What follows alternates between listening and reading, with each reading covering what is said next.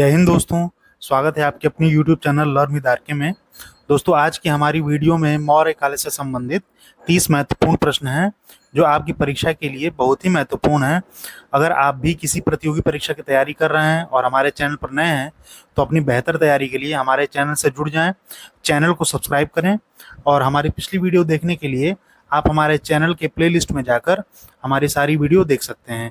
Playlist का link हमने इस वीडियो के डिस्क्रिप्शन में दिया हुआ है। तो चलिए शुरू करते हैं दोस्तों आज की वीडियो। आज का हमारा पहला प्रश्न है, मौर्य साम्राज्य की स्थापना किसने की?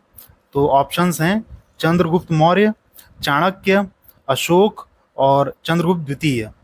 तो हमारा सही आंसर हो जाएगा मौर्य साम्राज्य की स्थापना चंद्रगुप्त मौर्य ने की थी। ऑप्शन ए इसका सही होगा। अगला प्रश्न है, मौर्य साम्राज्य में प्रचलित मुद्रा कौन सी थी? तो पण, तोल, काकरी या दिनार। तो इसका सही आंसर होगा ऑप्शन ए पण। मौर्य साम्राज्य में प्रचलित मुद्रा पण थी। अगला प्रश्न है, अशोक का उत्तराधिकारी कौन था? तो ऑप्शन है चंद्रगुप्त मौर्य, दशरथ, सुसीमा या कुणाल। तो सही आंसर इसका हो जाएगा ऑप्शन डी कुणाल। दोस्तों, ये सारे प्रश्न आपकी परीक्षा के लिए बहुत ही महत्वपूर्ण हैं और इन सारे प्रश्नों को पढ़ने के लिए, समझने के लिए आप हमारे वीडियो के अंत तक जरूर बने रहिएगा और निश्चित ही आपको इसमें से जरूर एक या दो प्रश्न आपके परीक्षा में मौर्य काल से आएंगे। अगला है, प्रसिद्ध पुस्तक मुद्रा राक्षस के लेखक कौन थे? तो ऑप्शन है भवभूति, विशाखदत्त, बिंदुसार या सुदरका। तो मुद्रा राक्षस के लेखक विशाखदत्त हैं। ऑप्शन बी इसका सही हो जाएगा। ऑप्शन बी सही आंसर है, विशाखदत्त। पांचवा है, देवा नाम प्रियदर्शी के नाम से किसे जाना जाता है? तो ऑप्शंस हैं अशोक, बिंदुसार, चंद्रगुप्त मौर्य या महापद्मनंद। तो इसका सही आंसर हो जाएगा ऑप्शन ए अशोक। अशोक को देवा नाम प्रियदर्शी के नाम से जाना जाता है।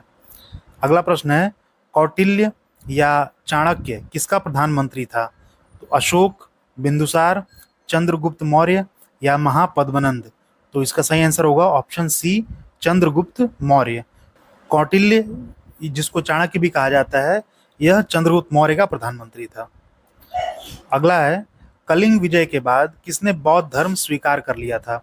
तो अशोक, बिंदुसार, चंद्रगुप्त मौर्य या महापद्मनंद। तो सही आंसर इसका होगा अशोक। ऑप्शन ए अशोक इसका सही होगा। अगला है, चंद्रगुप्त के शासन विस्तार में किसने मुख्य रूप से मदद की? तो उमागुप्त, शुद्धोधन, शूद्रक या चाणक्य। तो इसका सही आंसर होगा ऑप्शन डी चाणक्य। चाणक्य ने चंद्रगुप्त के शासन विस्तार में मुख्य रूप से मदद की थी। नौवां प्रश्न है, सांची किस कला व मूर्ति कला का निरूपण करता है? तो ऑप्शन है जैन, बौद्ध, मुस्लिम या ईसाई। तो सही आंसर होगा ऑप्शन बी बौद्ध। दोस्तों, इन सारे प्रश्नों के उत्तर अगर आपको भी पता है तो आप इन सारे प्रश्नों के उत्तर हमारे कमेंट बॉक्स में लिखकर हमें जरूर बता सकते हैं कि इन सारे प्रश्नों के सही आंसर क्या होंगे।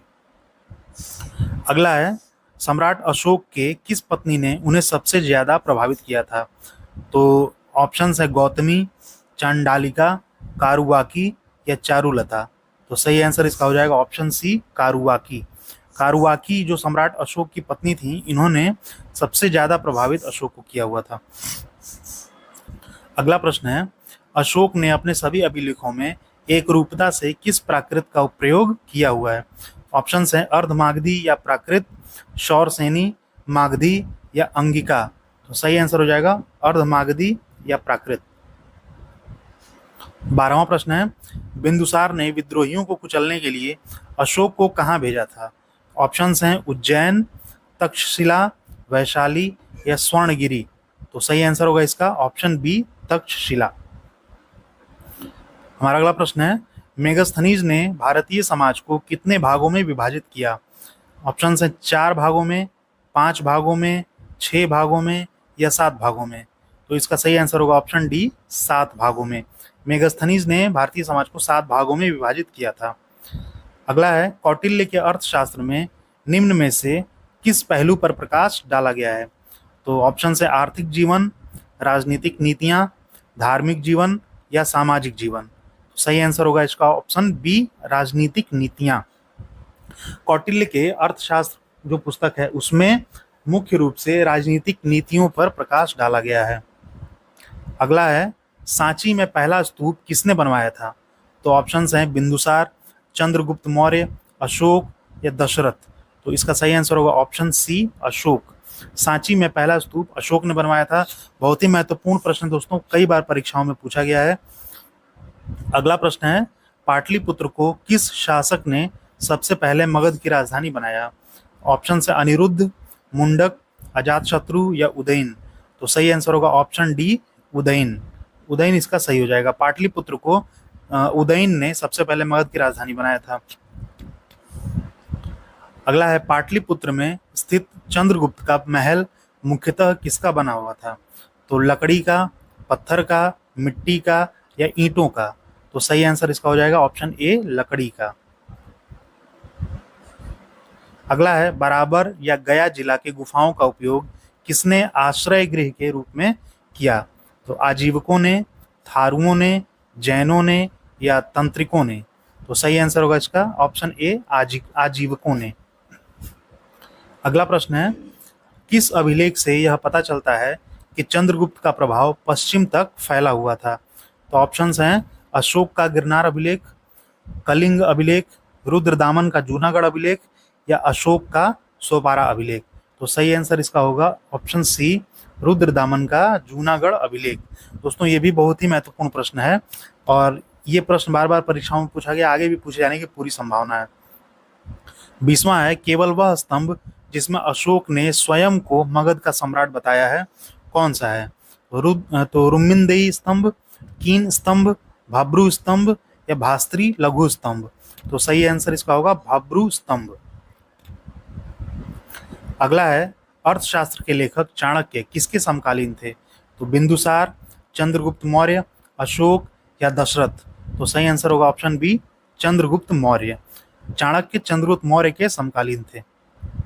अगला है, नंद वंश के पश्चात मगध पर किस राजवंश ने शासन किया?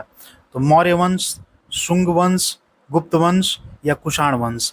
तो सही आंसर होगा ऑप्शन ए, मौर्य वंश। नंद वंश के पश्चात मगध पर मौर्य वंश का शासन था। अगला है, मौर्य काल में शिक्षा का सर्वाधिक प्रसिद्ध केंद्र कौन सा था? वैशाली, उज्जैन, तक्षशिला या नालंदा। सही आंसर होगा इसका तक्षशिला। अगला है, प्रसिद्ध पुस्तक इंडिका के लेखक कौन है? ये भी बहुत महत्वपूर्ण प्रश्न है दोस्तों, ये बार बार परीक्षाओं में पूछा जाता है। तो प्रसिद्ध पुस्तक इंडिका के लेखक मेगस्थनीज हैं। ऑप्शन डी इसका सही होगा। अगला है, किसके ग्रंथ में चंद्रगुप्त मौर्य का विशिष्ट रूप से वर्णन हुआ है? शूद्रक, विशाखदत्त, अश्वघोष या भास। तो इसका सही आंसर होगा ऑप्शन बी, विशाखदत्त। विशाखदत्त इसका सही आंसर हो जाएगा। अगला है, किस पुस्तक में पाटलिपुत्र के प्रशासन का वर्णन उपलब्ध है?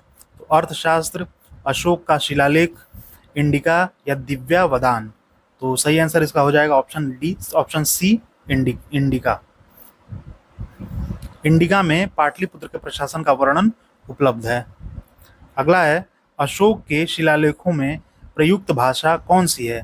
पाली, प्राकृत, हिंदी या संस्कृत। तो इसका सही आंसर होगा ऑप्शन बी, प्राकृत। अगला है, प्रथम भारतीय साम्राज्य किसके द्वारा स्थापित किया गया? बिंदुसार, चंद्रगुप्त मौर्य, अशोक या बिंबिसार। तो सही आंसर होगा ऑप्शन बी इसका, चंद्रगुप्त मौर्य। प्रथम भारतीय साम्राज्य चंद्रगुप्त मौर्य के द्वारा स्थापित किया गया था। अगला है, राज्य के सप्तांग सिद्धांत के अनुसार राज्य का 7वां अंग कौन सा था? स्वामी, जनपद, दुर्ग या मित्र। तो इसका सही आंसर है ऑप्शन डी, मित्र। सप्तांग सिद्धांत के अनुसार राज्य का 7वां अंग मित्र को माना जाता है। और आज का आखिरी प्रश्न दोस्तों, किसके शासनकाल में डाइमेकस भारत आया था? तो बिंदुसार, अशोक, कनिष्क या चंद्रगुप्त मौर्य। तो इसका सही आंसर होगा ऑप्शन डी, चंद्रगुप्त मौर्य। चंद्रगुप्त मौर्य के शासनकाल में डाइमेकस भारत आया था। और दोस्तों आज का हमारा प्रश्न है जो आप लोगों के लिए है, आप लोग इसका हमारे कमेंट बॉक्स में लिखकर इसका उत्तर बताइएगा कि चाणक्य को और किन किन नामों से जाना जाता है।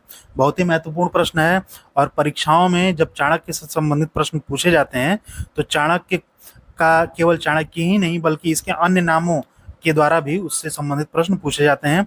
तो इसका उत्तर आप हमारे कमेंट बॉक्स में लिखकर जरूर बताइएगा। तो उम्मीद करते हैं दोस्तों आज की हमारी वीडियो आपको काफ़ी पसंद आई होगी। तो अगर वीडियो पसंद आया तो हमारी वीडियो को लाइक करें, शेयर करें और हमारे चैनल को सब्सक्राइब करें दोस्तों। Thanks for watching.